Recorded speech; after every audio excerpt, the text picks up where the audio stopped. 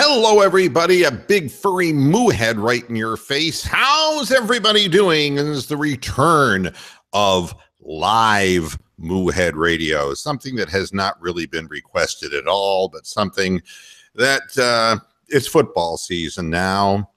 And what better way than having Robert Kraft have his ass handed to him on national television? Joining me is Dead Joni from Happy Days. Here she is, Erin Moran. How you doing, Erin? You got to come up with something different. Either that or I'm going to have to get a wig because it's got to go. Well, you would be much thinner if you were Joni right now. Don't I wish? Well, Joni would be really thinned out in a skeletal sense. So hey, I'll take what I can get. I don't even care. I'd like to be skeletal. Well, none of us are ever going to be skeletal, but I'm only 7 pounds away now from my lowest weight ever. So this is good.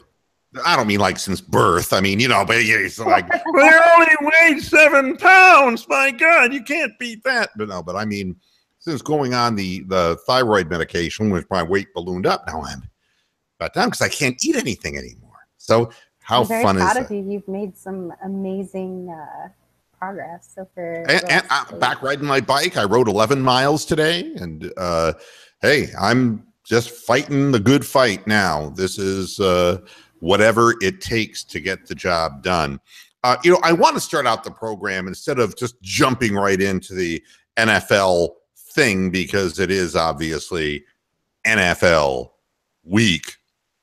The Cleveland Indians have won 15 consecutive games as we speak. And I think probably... Lord Jesus, he just mentioned the Indians within 5 minutes of starting the show. What is happening here? Well, I mean, you have to. I mean, that's, you know, we always said it's all about achieving in the sports. I mean, it's kind of like orgasms. It's all about achieving. I mean, talking about something that never reaches completion is kind of point. Well, I almost got it up. It almost happened for me.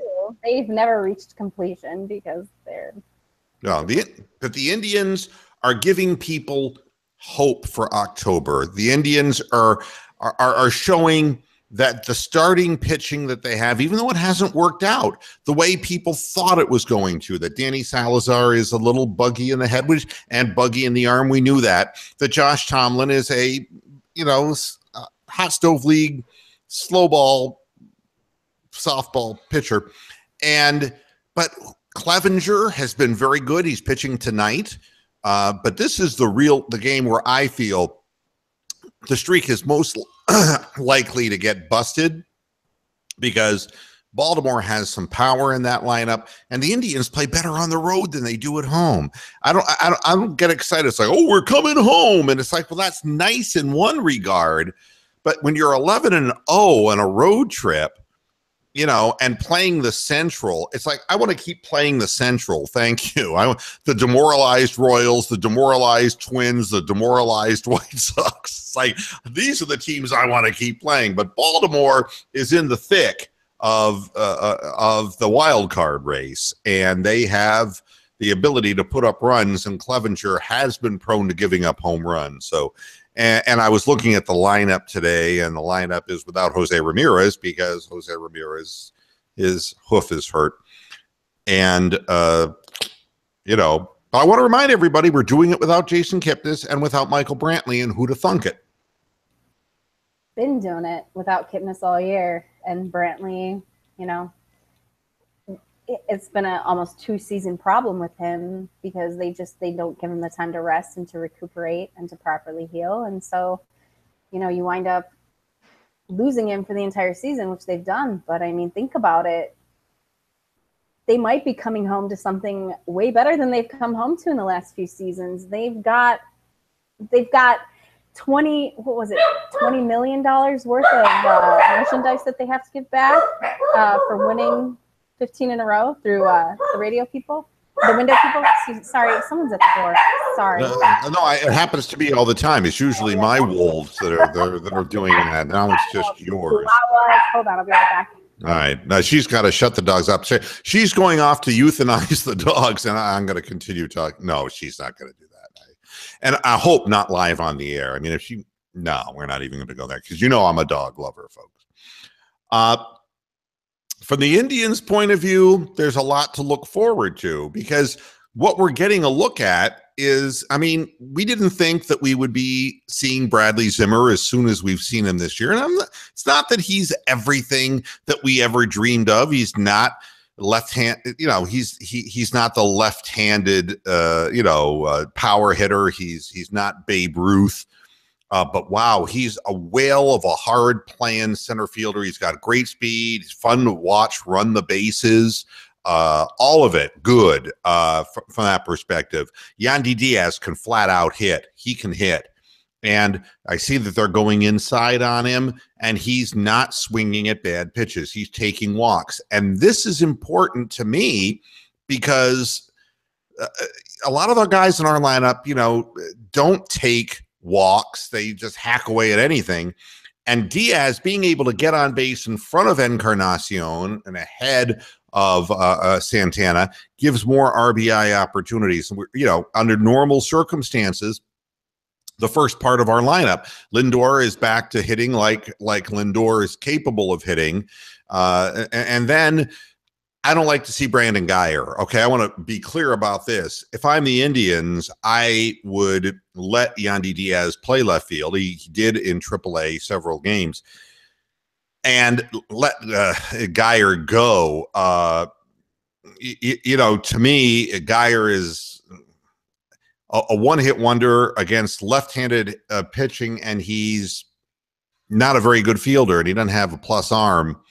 I want to see guys get on base to help some of our guys be able to drive in more runs. So it's exciting to see him. And even a quick look at Francisco Mejia, you can see that Mejia can hit the ball. Another line drive hitter. And I've been screaming about this. You've got to get, we'll do Drew Sprennan. You've got to get ducks on the pond. You've got to get them on the pond, folks. And without getting runners on base, your big boppers can't drive them in. So I like to see some of these guys playing that way. I mean, Bruce has been fantastic in the exposure that he's received with the Indians. Chisenhall continues to deliver, even though he's been in and out during the course of the year.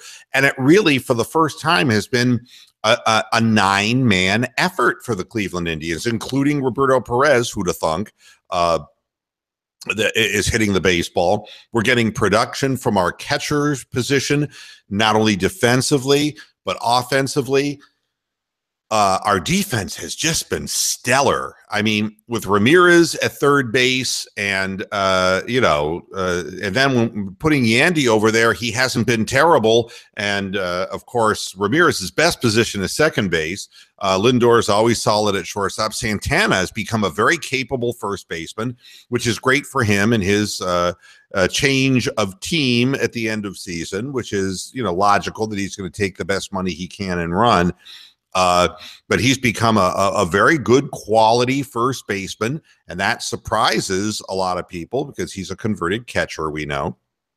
Zimmer's been fantastic in center field, having the luxury of a rejuvenated Austin Jackson playing left field. He's a guy who played center field his whole career, and we know that he can play the outfield and he can cover some ground. A great addition to this team. And, honestly, yeah, people were concerned that Rajai Davis would be missed, and I'm not saying that he's not missed because people will remember him for the ninth inning, home run or the eighth inning home run in the Game 7 of the World Series that tied the game up off of Chapman. But realistically, Austin Jackson's been Rajai Davis and then some. He's given a great lift to the dugout. And he's also hitting over 300, and he's making plays in the field. That's wonderful. And in right field, we've got Chisenhall back, which is great, and we have Bruce. So, it's all good right now. And if you want to put right-handed hitters in, you do have Guyer, and I'm not real high on him. You have Almonte, if you want, and I'm not at all happy with Almonte's defense anyway.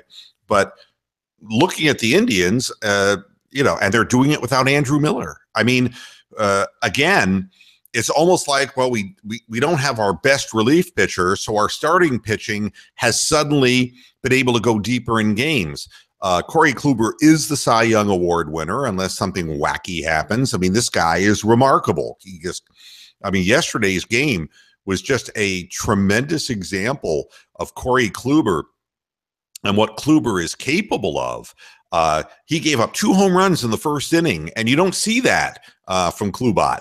And I can tell you why he gave up 2 home runs. He threw 2 elevated fastballs over the heart of the plate, and they were guessing fastball. As soon as he determined that they were guessing fastball, he started throwing 80% sliders. I don't know if you noticed that, Michelle. He started throwing slider after slider, and they were waving at the ball. Even if it was a foot outside, they were waving at the ball. And, man, once he gets his feet dug in, there is not a better pitcher in baseball. Chris Sale be damned. Corey Kluber has been a monster in terms of innings pitched, the soundness of his mechanics and his arm. Chris Sale is always temperamental and hurt. Corey Kluber just gets the job done, and he mows you down. 13 more strikeouts in 8 innings. I mean, and when you find a way to guess against him, he finds a way to outguess you. He's smart. He's got great mechanics. He's got a cool head. He didn't lose his composure like Salazar would have if he'd given up 2 home runs in the first inning. And he did what he's continued to do, 63 in a row now, when the team scores 4 or more runs. So, I mean, he's having a Cy Young type of season. We were talking about Clevenger. He's been really wonderful, and he was dominant in AAA. He's got plus stuff. He's got swing and miss stuff. He's a bit of a nibbler right now. His control isn't exactly finely tuned in because his mechanics are not as good as somebody like Kluber's. Carrasco can rival Kluber on given nights for he's a control pitcher, and he's developed incredible curve and slider. I mean, he's got an arsenal. And Bauer, who'd have thought Bauer would have won 8 games in a row? And this girl. No, you just wanted to suck his schlong. He's in him for 3.5 years now, so F you. I have never given up on him. Never once, no matter what you say. I've never given up on him. You think Ferret's handsome? He's fucking 12. He's a baby. I don't do younger guys ever. Okay? Although I'll tell you what he did, though, was great. What he did to Avisail Garcia was just classic. I know. It's like, get back in the fucking dugout. Get back in the box, strike out, and go back to the fucking dugout. I love that. I love that attitude. I miss that kind of attitude in baseball. I grew up in the steroid era. I love that kind of stuff. Yeah, well, it's really to me, watching a guy. Now, I don't know that he's turned a corner, because he is very emotional and very temperamental.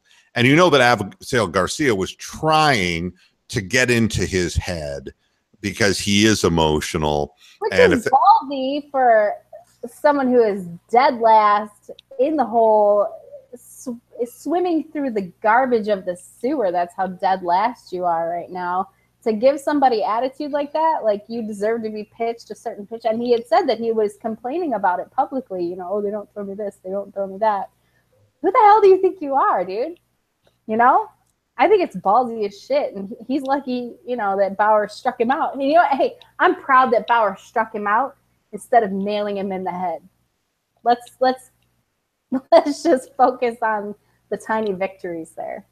Now, I want to say hi to Jeff Coleman, who's getting Moohead in his car. And who is she? Right. He said, Moohead in the car. Woo! Yeah, I guess. That's the best kind of car head is Moohead. Or maybe Ric Flair's blowing him. Woo! Yeah, who knows? Newman is in the chat room. Yeah, and Chad is in the chat room in Big Lurker UK.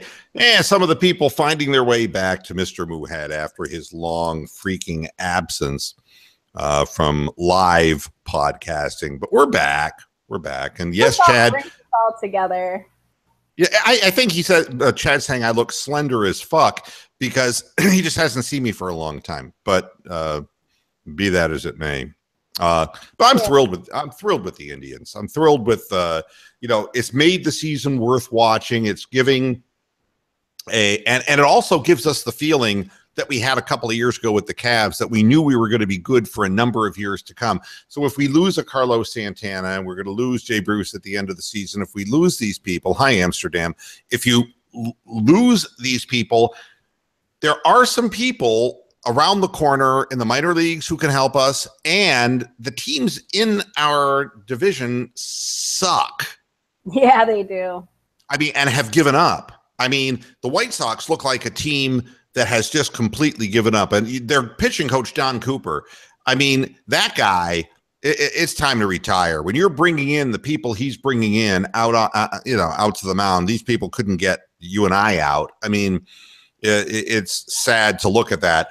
The Twins have tried to hang in as long as they could, but look, realistically, they did better than anyone expected them to do based upon,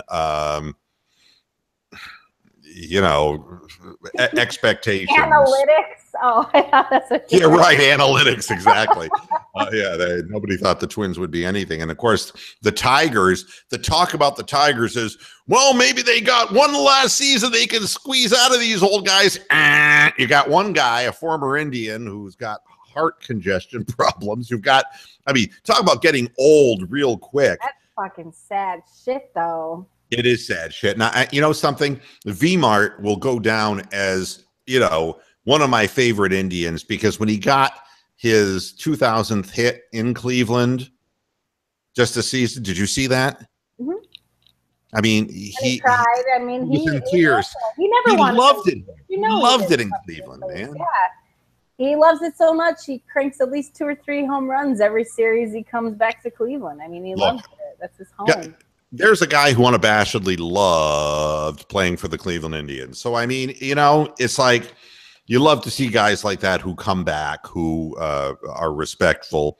And, but, the Tigers just lost to everybody, They're not they're definitely doing a whole Cleveland Browns thing. They're cleaning house, and they don't even care who knows it. I mean, it's over. It's over for them. Verlander had to be the nail in the coffin.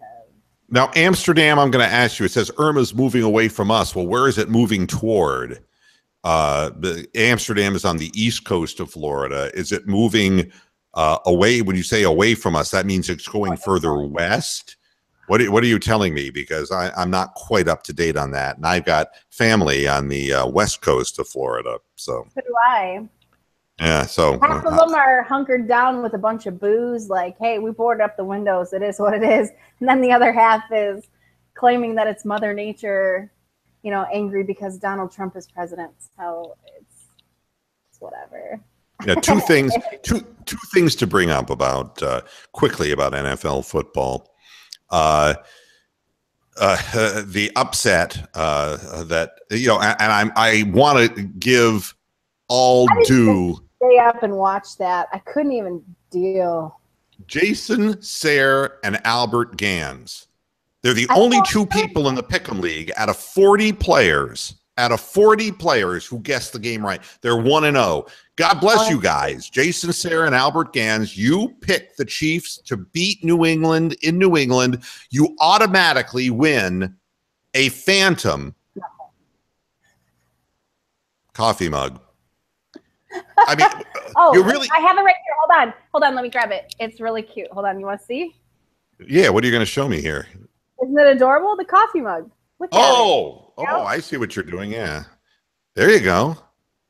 Isn't it cute? A brand new car. Yeah. So, but no, that's amazing that they guessed that one right, because boy. I almost picked that, but then I'm like, I don't need to be going 0-1 for picking the underdog already, because God knows I suck at this game as it is. And look at what happens. But it cost the Chiefs their best safety. Barry is gone with an Achilles tear. Of all the people, like he hasn't been through enough shit. Yeah, I know. What a bummer. That guy's dropping like flies. So Myles Garrett now is the new Courtney Brown, the quiet storm. And there's, it's like, is he ever going to play? And he's gone for at least 4 weeks. Let's be honest about this. A high ankle sprain, you cannot play your number 1 pick with any traces of a high ankle sprain. He has to heal completely. So you're not going to see him for a month and a half. All right. So until he's understand. sitting on a bike even. But look, I tell you what the injuries are. I tell you the duration of timeout. And just like I'll tell you that Isaiah Thomas has a labral hip tear from an FAI. It is a femoral, the hip impingement that is caused by a pincher, what's called a pincher bone growth. His bony mass has extended around the femoral area of his hip, and it's impinged against the cartilage and torn it.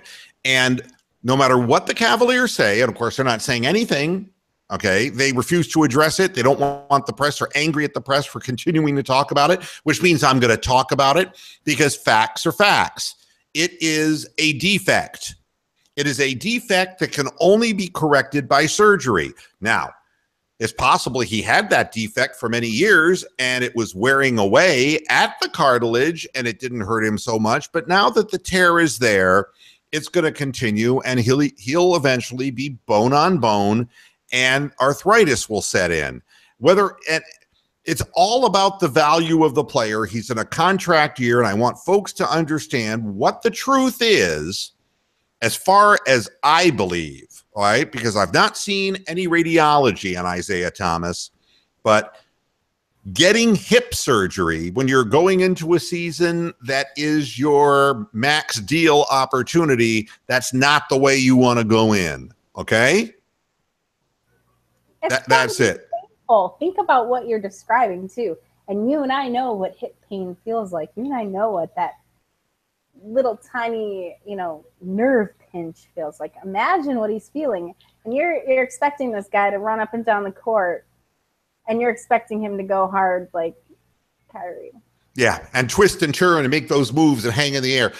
Yeah. And the fact of the matter is the organization is telling the people they trust in the media it's going to be the end of November. If it's the end of November, I don't think he can last that many months during the course of a regular season without re-aggravating or re-injured for this whole thing. I mean, it is a difficult situation, but injuries are injuries and you have to play around them.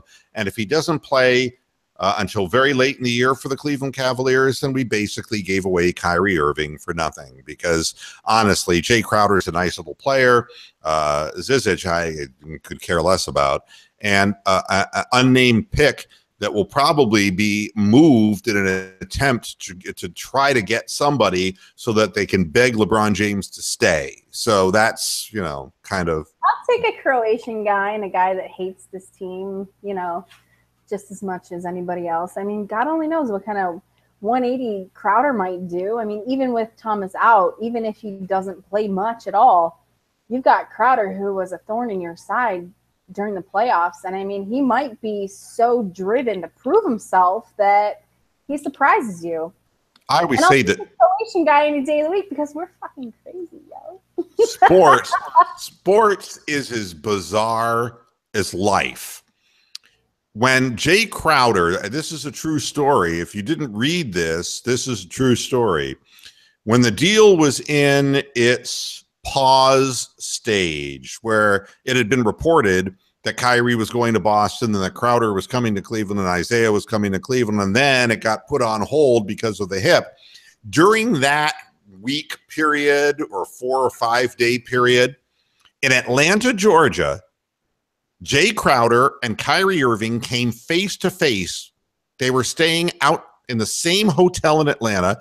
Kyrie was filming a movie there, and I'm not sure what Crowder was doing there. And Crowder actually approached him and said, a lot of stuff going on right now, isn't there? And the odds of two men coming face to face in that situation in a city that really neither one of them was from, how peculiar is that? And more peculiar is that Jae Crowder comes to Cleveland, needs to find a place to live, and who helps him find a house in Westlake? Who, Kyrie? No. Oh. J.R. Smith and his wife. J.R. Smith, the guy who slapped him in the face and buckled his knee in the playoffs the enemy two of my years enemy ago. Is my friend, okay? Once you're wearing the same colors, that shit has to go out the window. Amazing, though. strange bedfellows. So the first thing that happens is that JR shows him around and helps him get a house. And it's like, and Crowder's like, oh, that's all old news. And I mean, it's like, man, dude whacked you in the back of the face, man. He just buckled your knee and you were out for the rest of the series. Are you kidding? But strange bedfellows that sports makes. Yeah, but you know what? Maybe he's afraid of JR and he's like, hey, shit. Keep myself in line so that I don't make him mad again, because God knows what he'll do with me when I'm on the same damn team as he is. Who knows? I don't know. I like JR. Hey, let him be the granddaddy of the team. Somebody needs to be. So the other thing that's strange about sports is I always say only in the NFL. Okay, so we see Barry go down with the season-ending Achilles tear. And now you have a long snapper, Doron Bose. He plays for the New Orleans Saints. He was traded from the Philadelphia Eagles to the New Orleans Saints. Okay. Okay. He's going to require open heart surgery to repair an aortic aneurysm that was discovered in a follow-up physical after the trade. Wow. Now get this. Sean Payton, the coach of New Orleans, credits the physician, Dr. John Amos, who first discovered the red flag and basically saved his life. Doron Bose is 37 years old. Imagine that trade saved his life. And you know something? The thing that's amazing about it is the way we like to kind of shade these stories is the one happy story of the guy they find the aneurysm before he keels over and dies at 37 and becomes a further NFL death statistic, when the reality of the situation is that many more players are dying prematurely and that playing in the NFL is not a life-affirming thing. And then what we do know, this guy was fortunate that they found the aortic aneurysm, but this is still the league that denies encephalopathy. Right. So only in sports can we have this dichotomy where we get a story that is a heartwarming, life-affirming story from the NFL in the beginning of their season when people are dropping dead like flies. It's amazing. You hear about these guys that die of heart explosions, literally. Their hearts just give up and explode in their chest at that age, but that's usually in things like professional wrestling. Sure. Or, other mixed martial arts or things like that, where they are just pushing their body to the limit. Like Kimbo Slice. Like Kimbo Slice. It's like, and you think about what he did leading up to the point where he was sanctioned. You know what I mean? Look at what he was doing to himself and his body. It was horrible, that last fight against Dada. That was like the scariest thing I've ever seen in my life. Two guys going to die in the ring, Yeah, I thought it was going to happen right before my damn eyes that night. No lie. Yeah, that was crazy. It was just like the Rocky movie, Rocky 2, when Rocky lands the big punch, but they both go down at the same time. This was just, they were both going to just drop down to the ground from oxygen debt and die right in the middle of the ring, and nobody would win the fight. And Dana White would have tried to market that somehow. It's like, these guys are such warriors that they both died trying to win. It's like, fuck that. All right, let's pick the games. I have not made my picks up until now. I figured I'd do them as we went along, because after yesterday, I mean, what the hell am I going to do? Okay, it's the first week. You're going to just simply go by gut. So after yesterday, it's all out the window now. I don't know. Yeah, anything can happen. And anything is humanly possible.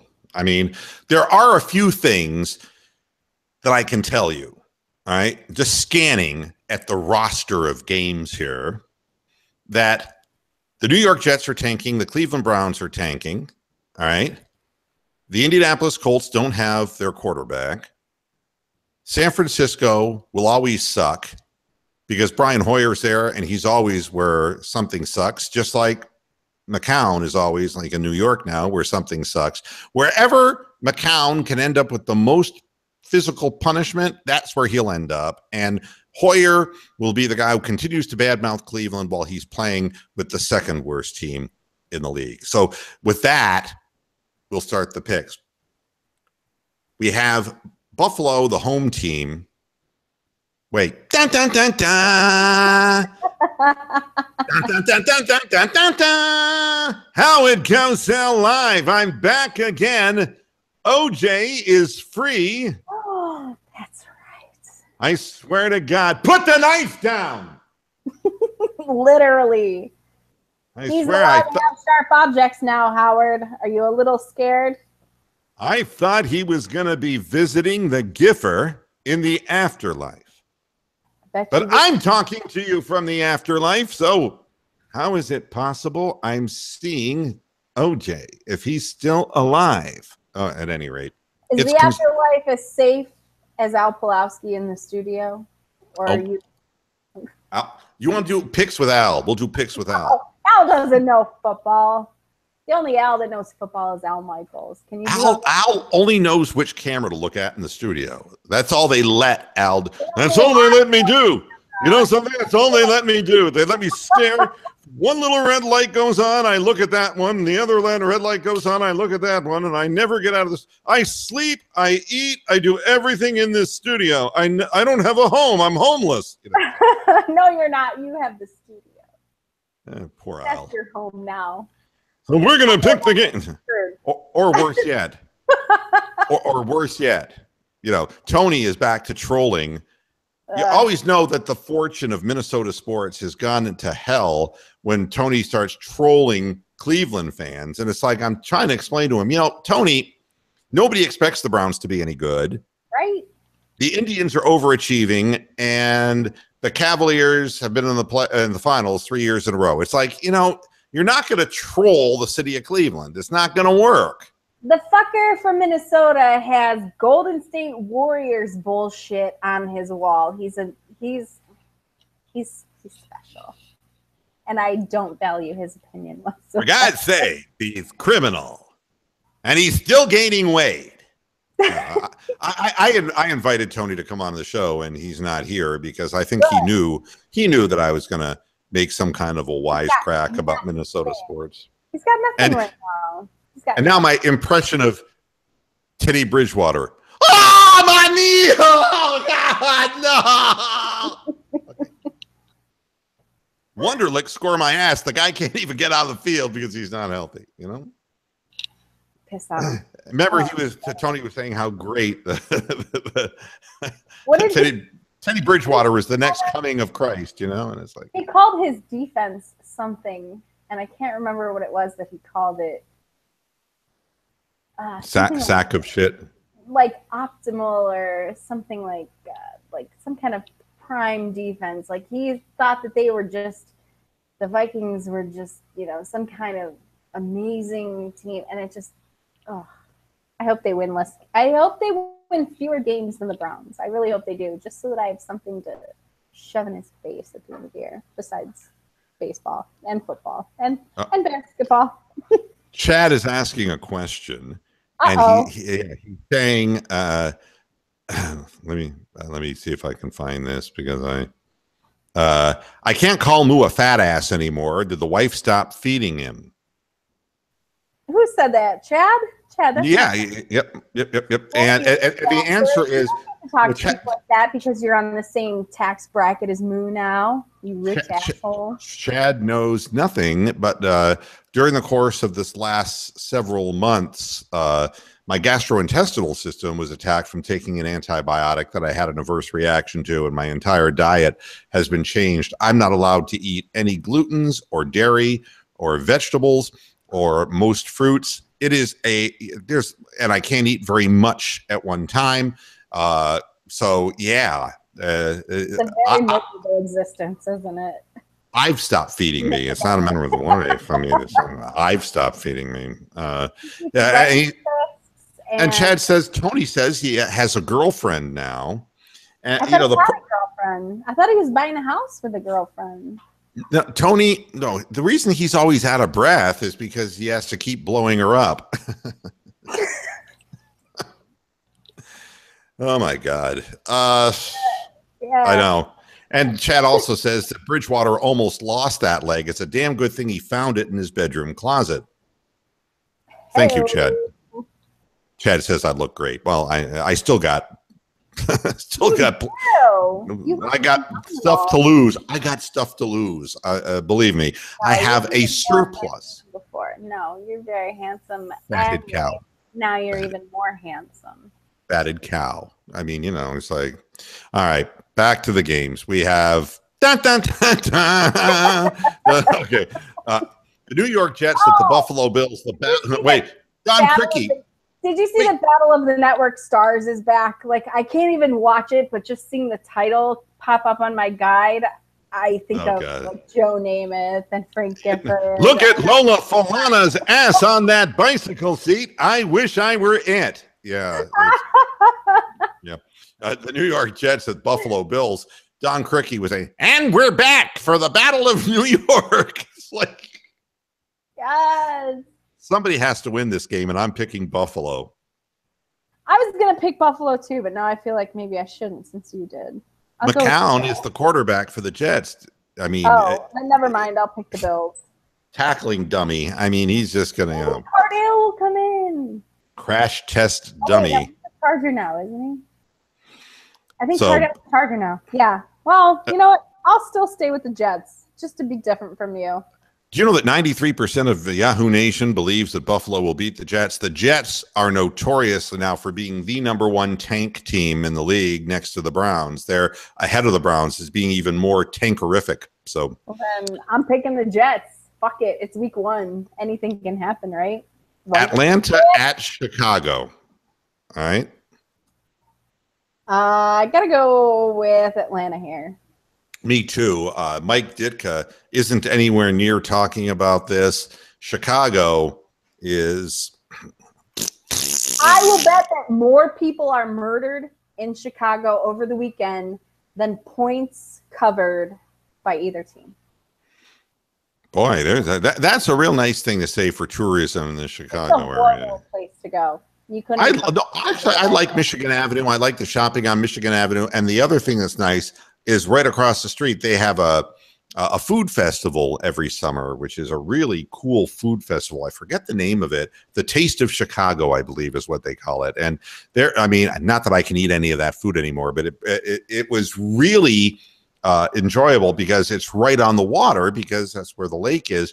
And every so often you see bodies washing up on shore while you were eating. So it was. Yeah, I've been to Chicago, Navy Pier, obviously. And then explored the city and got lost 3 times on the freeway because it goes the complete opposite directions of the freeways in Cleveland. And so when I was there, I got completely turned around. And when I stopped to ask for directions, somebody told me I better get the fuck out of there before I got killed. So I decided I would never go back.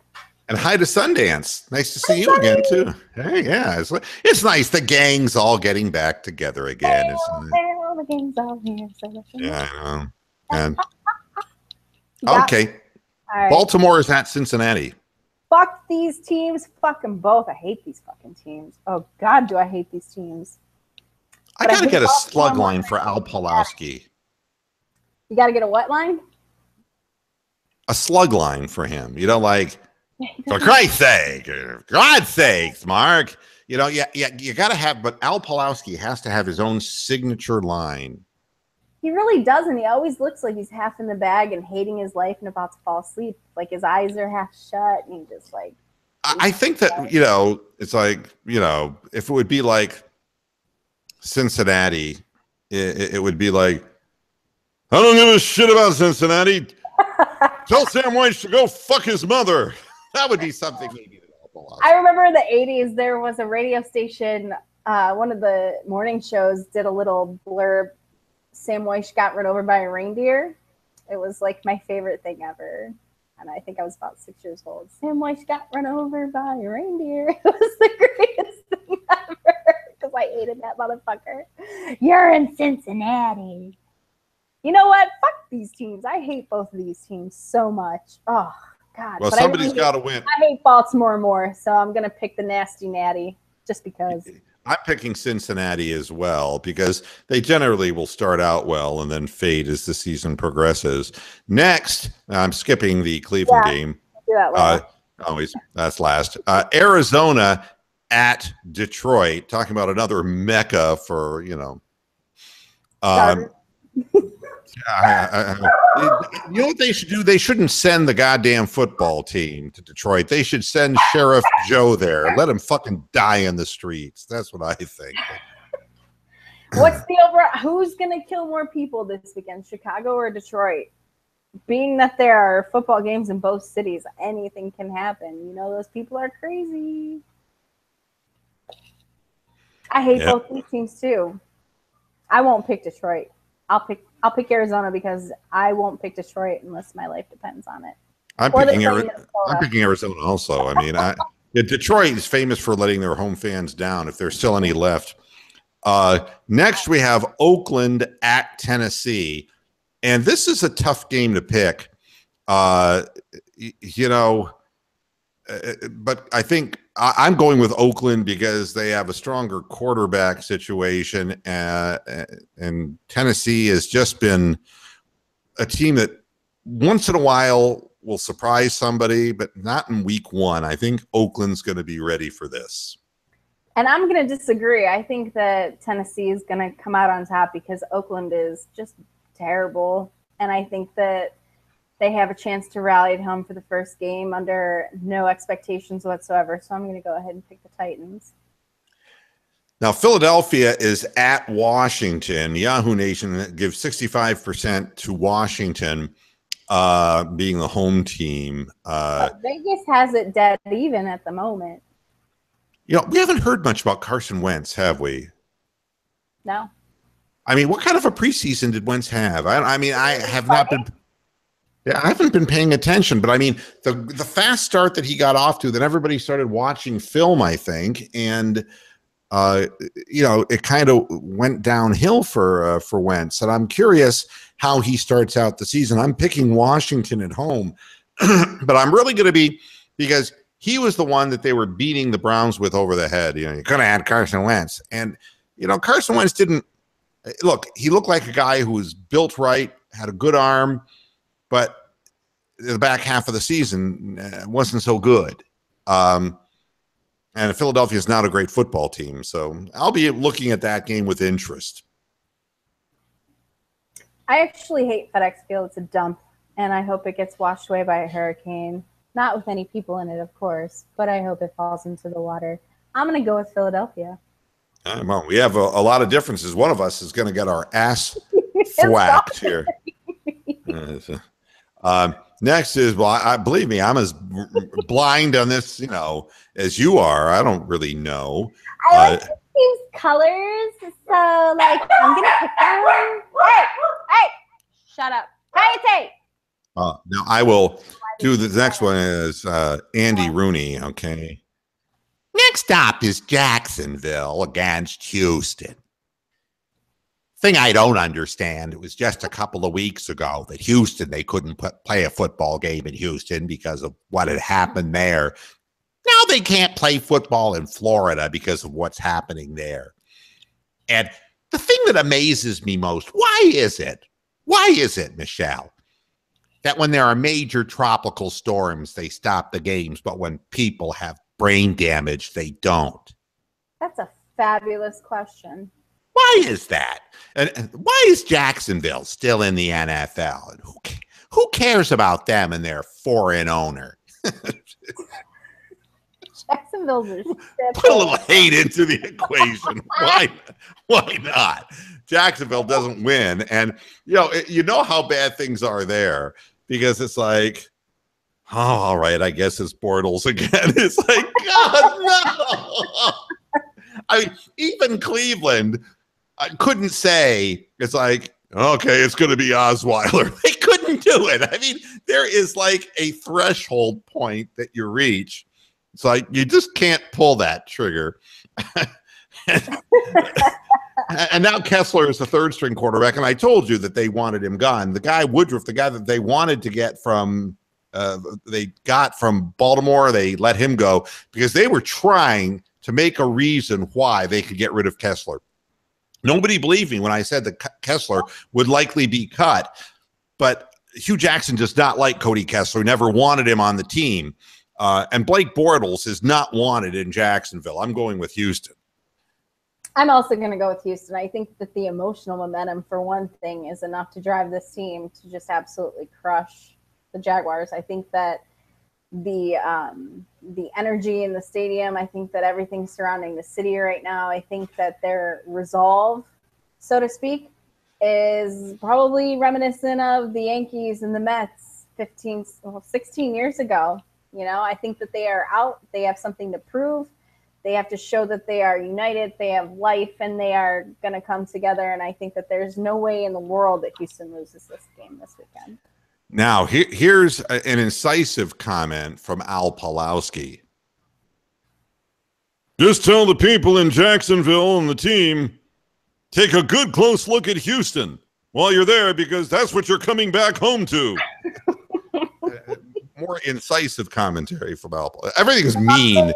Power. Al. I'm sure he's a puppy dog in real life, but I've turned him into this mean, disgruntled person.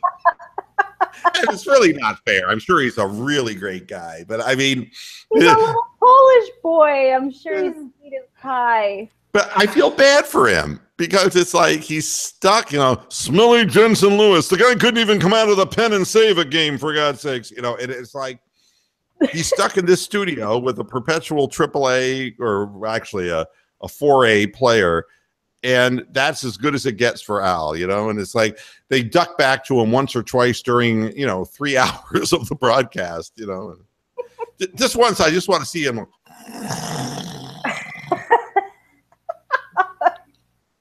You know, it's like, it's got to be dull. It's like he's sitting in that fucking studio for 3 hours. By Christ, I can't find it. How with it? For cutaways, man. I mean, they talk to Andre Knott way more than they talk to Al Pawlowski, and it's like he's there for 3 hours every fucking night. You know, it's just terrible. There's no way those are live. Are you kidding me? Those are pre-recorded. Come on, they have to be. No. Watch the game. It adds to his anger and frustration. If you picture him sitting there for 3 hours live, watching the game on a 12-inch monitor instead of, you know, turning around and looking. It adds to the frustration. You notice the level. days when they put him outside and they let him go to the field, he's so much happier. It's like a puppy who got out of the pound and he got to go for a walk with someone. It's so cute. All right, next is Indianapolis at the Los Angeles Rams, and you know, then there's the Rams, right, and then there's the luckless Indianapolis Colts, and what a peculiar thing that Indianapolis would choose not to get a quarterback, knowing that Luck could be gone for several weeks, that their season could be over by the time he comes back, and not to bring in a veteran quarterback. What a strange decision that is. It's a peculiar situation in Indiana, and I don't know, Indianapolis, Indiana. I don't know if they're hiding something the way that, say, Jim Harbaugh likes to pretend like he's hiding something by not giving out his lineups or whatever it is that he does. It's very peculiar, and it feels very secretive, like something just isn't right. And that's why I'm going to pick the Colts to surprise you.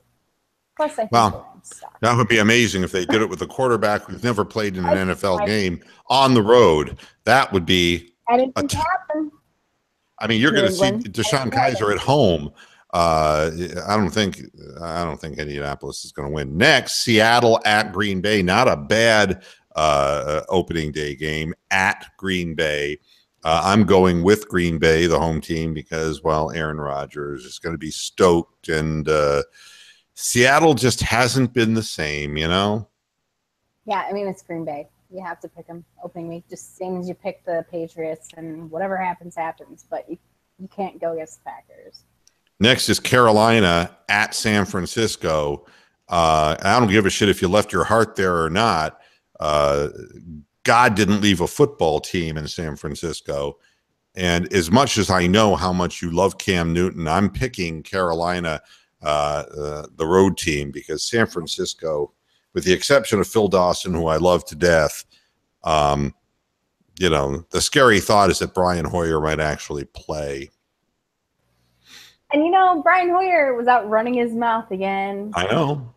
And that just blows my mind. A real circus in Cleveland. It's like, and you were the trapeze act. I mean, it's like, fuck you. You weren't even the ringleader, motherfucker. You were one of the little goofballs jumping off the little things and running around doing what they told you. But one Thursday night game against a team that's historically bad in prime time, and all of a sudden you're talking contracts on the air with Deion Sanders. Go fuck yourself.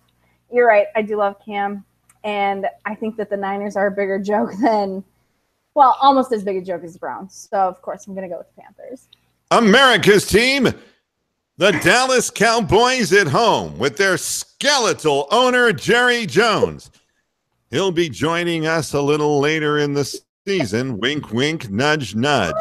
Oh, my goodness. What a prediction. It is a prediction of sorts. He's already decomposing before my very eyes. The New York Giants and Eli Manning coming into town against the Dallas Cowboys will bring in Dandy Don Meredith. The lights are low. The party's over. Okay. New York Giants are going to lose. The Dallas Cowboys are going to win. That's Jerry's paid big money to win on opening week. There's no way that the Cowboys are going to lose to Eli's dumb face. Yeah, the next game is New Orleans at Minnesota. And actually, Yahoo Nation believes Minnesota is going to win.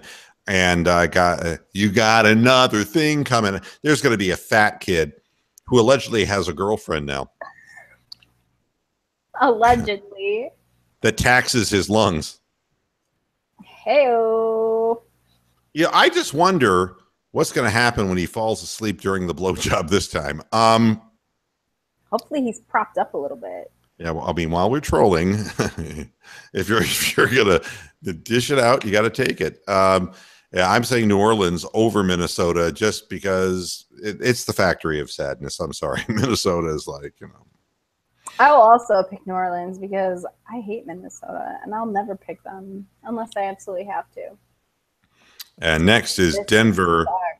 Denver at Los Angeles. No, I'm sorry, at Denver. Los Angeles is at Denver. Denver Broncos. Isn't that something? Osweiler. I mean, it's like, I left you all just to fuck you over before, but it's so great to be back. Come back just to be a water boy. I know. I mean, it's like, honestly, I stated that I would not do halftime and postgame shows if Osweiler was going to be the starting quarterback. And I'm so glad that he's gone because the guy's got a shitty attitude. He's always had a shitty attitude. And as soon as he found out he wasn't starting in Cleveland, he got a shitty attitude. And he's one of these guys who's just not a good team player. And, but as much as stroking his dick. Oh, he needs some love. We know that he's going to need some TLC coming back from Cleveland. Go fuck yourself, you horse-faced bitch. Horse mouth. Go eat a sugar cube, you fucking Mr. Ed-looking motherfucker. Well, I mean, it's no wonder that the flies go into his mouth because there's shit coming out of it. Hate him. Hate him. I know. What's to like? And I'm going with Denver in the game. This is a shitty game for me to pick because I hate Denver with every fiber of my being. I hate Denver. I hate the Broncos. I hate Elway. Fuck Osweiler. Fuck this team. When Peyton was in charge, you could kind of get behind him because you're like, oh, he's a good dude and he's a great person. He's a great player. He kind of deserves it. I have no reason to want them to win shit. But watching the Chargers leave, like being in this city, it's been a really weird thing for me. I got people who are like, fuck them. Chargers are dead to me. They don't exist. And then I got people who are like, well, I follow the team. It's not the city, it's the team, which blows my mind because when my Browns were taken from me in the middle of the night, they didn't exist to me anymore. They were dead to me. They weren't mine anymore. They were somebody else's. They were something else. I mean, but you don't care. You don't have that ferocious, I don't understand devotion. That. They don't have that devotion. Ozzie Newsome went from being the greatest of all time to being a fucking heel because he was Art Modell's little sidekick and just buried us. So watching some of the city really continue to support them in a move that was just as jank as what Modell did, and they're playing in a stadium full of, 30,000 people? They're playing in a soccer stadium where Rams fans are literally fighting them because they're sitting in their seats. It's a joke.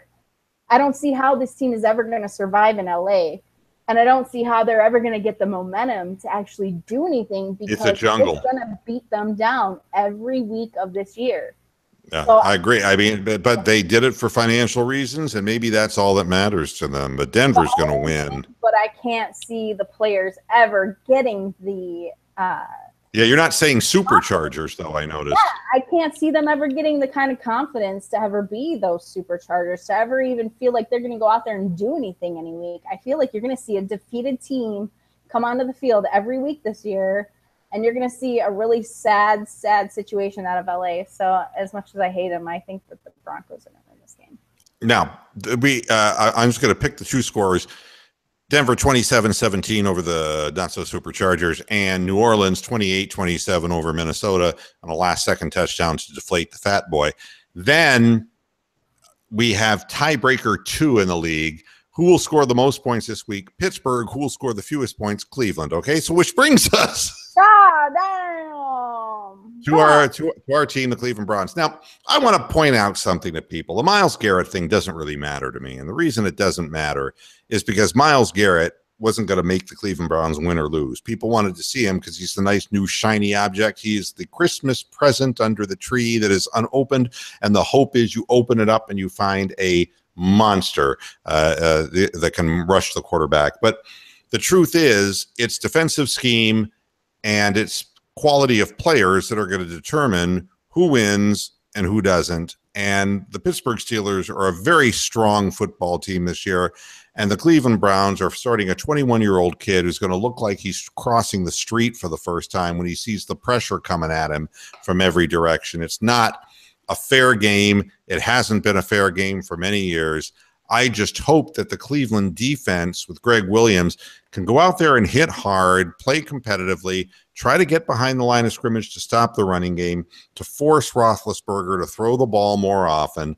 And if he gets in the must-pass situations, put a little pressure on him with blitzing. You know, I would be thrilled if the Cleveland Browns laid some licks on him. But the Browns are not going to win this game. It's not going to be close.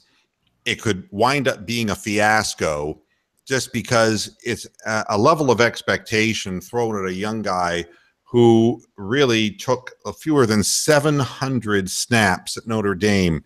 How do you expect this young man to come in and face, in his first game, a team that is predicted now by adding the pieces that they've added, including Joe Hayden? They're one of the best teams in the league. It's just asking too much. I'd like to see the Browns show spirit.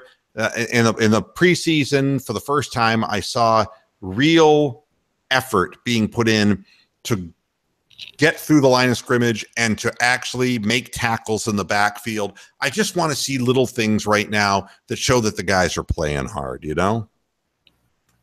I do, and I think that people are going to be coming in here spoiled because the preseason looks so good. But if you think about what they did in the preseason and who they faced in the preseason, you know, half-ass teams, you're facing second, third stringers by halftime, and you're still just kind of barely cutting it.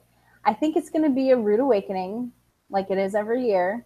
And I think you and I can see these things a little bit more clearly than people who, you know, are only looking forward to maybe waking up and getting to the Muni lot and partying. Well, I've got to be honest with you. I'm a Cleveland sports fan, and I don't like the Indians more than the Cavs, than the Browns. I like all three teams. They're my Northeast Ohio teams.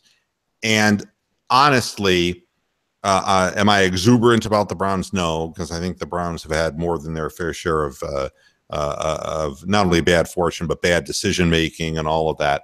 But I just can't be all that excited. We won a championship in basketball. Our baseball team is playing really good baseball. And I just can't be hard on a team with a bunch of guys who are young. I want to see what effort they give before I get down on them and I start, harping on the same old brown shit. I want to see if these young guys are putting out the effort. I know that they're out experienced and they're outmanned, but effort is something that I've not seen from the Cleveland Browns. It's the reason why I wrote them off completely last season. It's one thing when management chooses to tank by putting an undistinguished team on the field, but for the players to internalize the tank and not make tackles, this is a violent game. Greg Williams was never my favorite guy because of the bounty thing, but it is a violent game comprised of violent men. The Vontae Burficts of the league are loud and clear and strong, and it's survival. And you go out there, and if you want to gain respect, it's like a baseball pitcher pitching up and in. You've got to sometimes get respect from your opponent, and you got to put a licking and a hurt on somebody. And I just want to see our football team dish it out instead of just taking it like little Nancy boys. And that's what I've seen the last so many years. I don't care win or lose. I just want to see us punish people. That's really the truth. I agree. I see where you're coming from, because in the last several years, our defense has literally, and I used this word multiple times under Farmer, our defense was pussified. When you say that you're not going to blitz a big name quarterback for whatever stupid reason that you've had in your head, because, we're not going to blitz Ben Roethlisberger. And then you got Myles Garrett says, I'm going to chew him up and spit him out. He's going to go after him, and he's making a point of letting him know that he's going to come after him. I like that fire. But when I look at the Browns, you say you don't like any other team more than any other team. I don't look at it that way. I do like certain sports more than other sports, and therefore it carries over into the way that I look at teams. I'm a baseball girl. You guys know that baseball is my passion. It's something that was ingrained in me from a young age, and it's something that I love more than anything, and then passed it on to Junior. So I do expect more out of the Indians, and I think it's only because they took me there when I was younger. They got me there in 95, and they showed me what they were capable of. And for the last 20 years, I didn't get excited. I'm like, hey, you know what? I'm not getting my hopes up again. I'm not going to do it. I'm going to let it ride, and I'm going to see what happens. When Rajay Davis hit that home run, you better damn believe I was calling my parents on their house phone, trying to wake up my dad, because I thought that was it. I thought that was the end of it. I thought it was actually going to happen. And they still let me down. I expect a little more out of the Indians, because they keep trying every year to get better, and they keep trying to get, better guys and better players, and they bring up talent, and they're building talent in the system. They've done a much better job of it recently, yes. Yes, it's come together a lot better, and it actually shows a lot more effort. And, with the Cavs, they're like, you're surprised. You're like, hey, you know what? I didn't really think that he was going to. It's like, I look at them like my children. I always compare them. My Indians are my oldest. I expect the most out of them because I know what they're capable of. The Browns, they're the baby. Hey, whatever happens, happens. You survive another day, I will always love you no matter what. And those Cavs, they're the middle kid that you're like, hey, you know what? Could go either way, but they actually surprised me, and they took us to the championship, and shit, they won a trophy before any of the other ones. So good on you. If it's the last year for LeBron, then it is what it is. Pay final respects. Pay final respects. And you know what? Cheer him Let on. it be what it is.